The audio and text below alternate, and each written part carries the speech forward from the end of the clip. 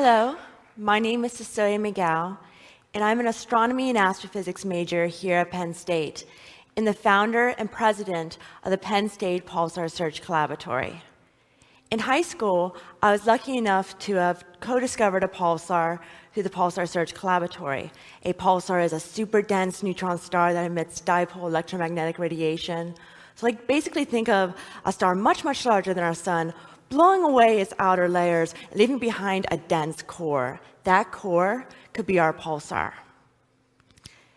This discovery opened some doors for me, such as helping represent the United States in the International Space Olympics in Russia, and also being a Virginia Aerospace Science and Technology Scholar. I know what you guys must be thinking, what a nerd. Nerd alert!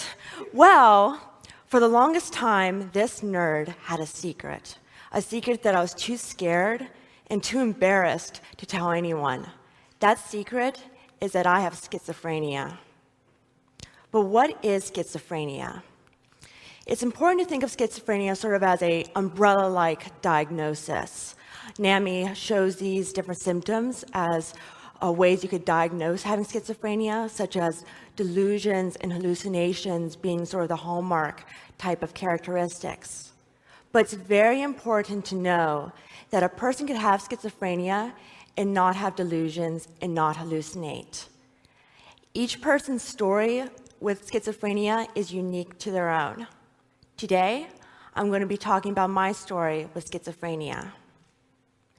It's been thought of that I've had schizophrenia all of my life, but it became very prevalent my junior year of high school and then just snowballed into college. February of 2014, my freshman year of college, my life changed when I tried to take my own life through suicide. Why, you ask? Because my life had become a waking nightmare. The following images have been edited using Microsoft Artistic Effects because they are just too triggering for me. At this time, I had started hallucinating. I started seeing, hearing, and feeling things that weren't there. Everywhere that I went, I was followed around by a clown that looked very similar to the Stephen King's adaptation of It. Everywhere that I went, he would be giggling, taunting me, poking me, and sometimes even biting me.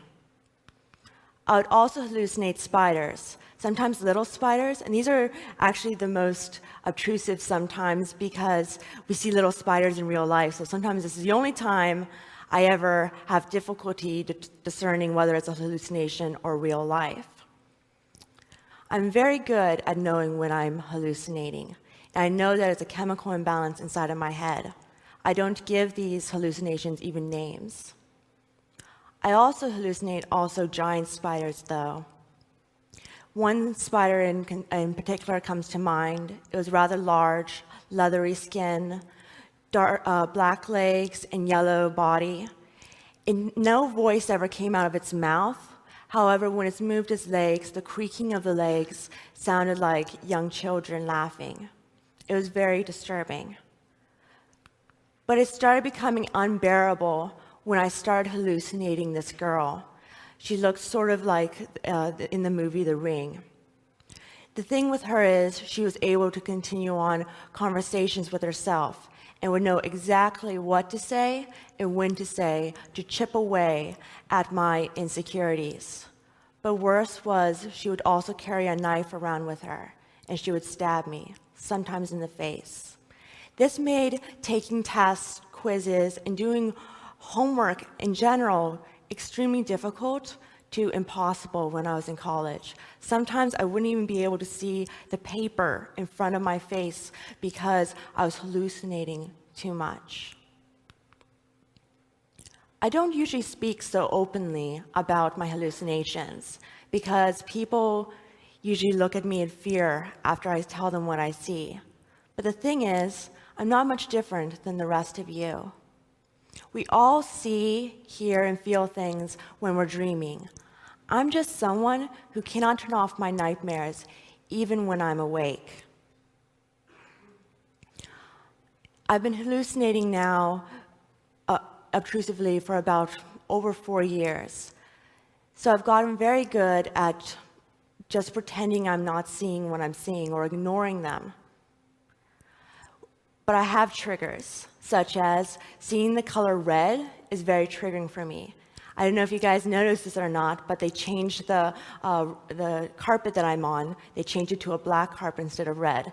I sort of laugh at my life a bit, like a dark comedy, because of course, the only color combination that I have issues with is red and white. What is Ted's colors? Really, people? But I have issue with those colors because those are the colors that the clown has, red hair and white skin. And how I'm able to ignore him is I just don't look at him, but I'm able to know where that hallucination is in my peripheral vision because of the bright colors of red and white. But you would never know that I'm hallucinating. The clown is actually in the audience today, and you would never know. On a lighter note, who's looking forward to the Oscars? Hands up? Anyone? Oh, yeah, I knew you guys would be interested in the Oscars. Well, if there were nominations for people just acting normal in everyday life, people who have schizophrenia would definitely be nominated as well. When I first became open about having schizophrenia, it was a shock to even the people closest to me. It took me 8 months after my suicide attempt to finally get the treatment that I needed. I didn't even have the diagnosis of schizophrenia. And because of that, what kept me from getting help were conversations like these. I remember very distinctly within that time on the phone with my mother. I would tell my mom, "Mom, I'm sick. I'm seeing things that aren't there. I need medicine. I need to talk to a doctor." Her response, No. You can't tell anyone about this. This can't be on our medical history. Think of your sisters. Think of your sisters' futures. People are going to think that you're crazy. People are going to think you're dangerous, and you won't be able to get a job. What I say to that now is don't let anyone convince you to not get medical help. It's not worth it. It is your choice, and it is also your right. Getting medical help was the best decision that I've ever made, and I am confident that I would not be here today if I didn't get the proper medical help. This led into my first hospitalization. I've been in the psych ward 4 times now within the past 2-ish years. But I still was not open about having schizophrenia until my second hospitalization because the police were involved. One evening, I realized I needed to check myself back in the hospital because I needed some changes in my medication. So I admitted myself into the emergency room. I talked to the doctors. They said, "Okay, let's fix the meds. You can stay here overnight." It was all good. After the hospital, the brief one-night hospital stay, I came back to my dorm here at Penn State, and to very concerned roommates, which I understand why they were concerned. If I was in their shoes, I would have been concerned as well. But also the RA and a can-help person. We all talked, and we decided that I needed to have another psych ward stay. And I was okay on going. I wasn't at all refusing, and I was willing to go. But what happened next was inexcusable. They brought police officers into my dorm room in front of my roommates. They patted me down, and I had to convince them not to put handcuffs on me. They then escorted me into a police car that was parked on the road next to one of our most common dining commons, Redifer, where friends were passing by and seeing me put into a police car. By that time, when I came back, the cat was out of the bag. People knew something was up. so I had to set the story straight. I opened up about my schizophrenia through a blog, but I posted all my blog posts on Facebook. And I was amazed about how much support that was out there. And I also realized that there were so many other people just like me. I was actually amazed. A few of my friends opened up to me that they had schizophrenia. Now, I am dedicated to be a mental health advocate. I'm not going to wallow in self-pity about my diagnosis. Instead, I'm going to use it as a common denominator so it could help other people who have schizophrenia. And I am not going to rest until anyone who has schizophrenia worldwide is not afraid to say the words, "I have schizophrenia." Because it's okay to have schizophrenia. It really is.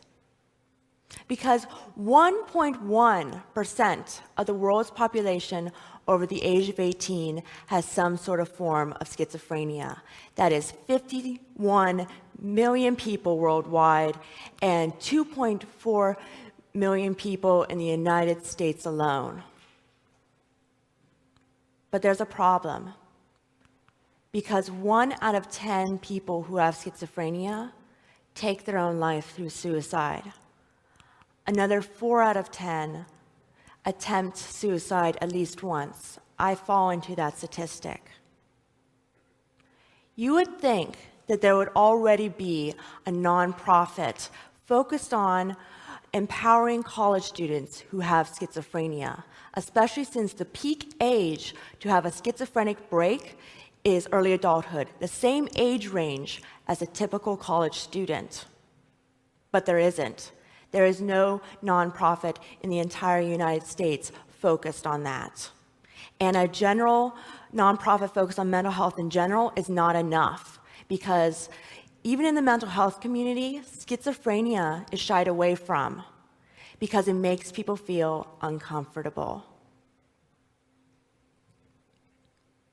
That is why I have decided to found the nonprofit Students with Schizophrenia, where we will empower college students and get them the resources that they need so they could stay in college and be successful.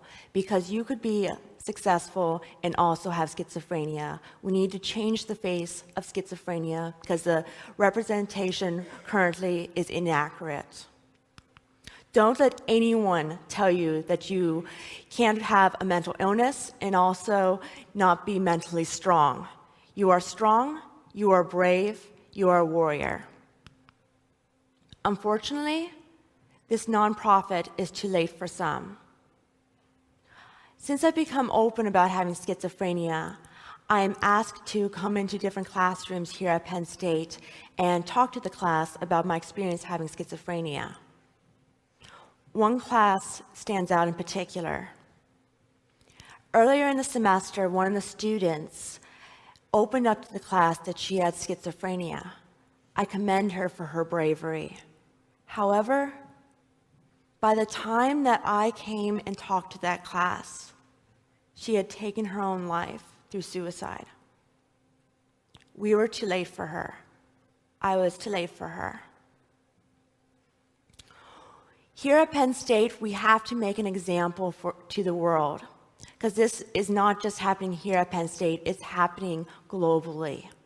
But here at Penn State, we have to show that we are here for our students, we are talking about mental health, and we are not afraid to talk about schizophrenia. My name is Cecilia McGough. I have schizophrenia. And I am not a monster. Thank you.